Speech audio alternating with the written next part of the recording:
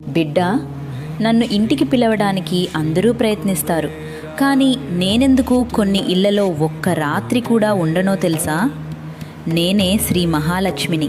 నాకు బంగారం ఇష్టం అనుకుంటారు, పెద్ద ఇల్లు ఇష్టం అనుకుంటారు. కానీ అవి నన్ను ఆపలేవు. నేను నిలిచేది తల్లిదండ్రులను గౌరవించే ఇంట్లో, అన్నాన్ని వృధా చేయని ఇంట్లో, అబద్ధం చెప్పి సంపాదించిన ధనం లేని ఇంట్లో, స్త్రీలను అవమానించని ఇంట్లో, దానం చేసే చేతులు ఉన్న ఇంట్లో, కోపం కన్నా కృతజ్ఞత ఎక్కువగా ఉండే హృదయాల్లో, ప్రతిరోజు దేవుణ్ణి గుర్తు చేసుకునే కుటుంబాల్లో.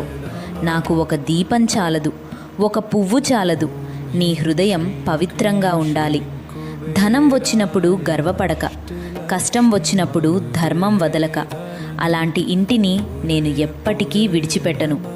గుర్తుంచుకో బిడ్డా, నేను ముందుగా మనసులో నివసిస్తాను, తర్వాతే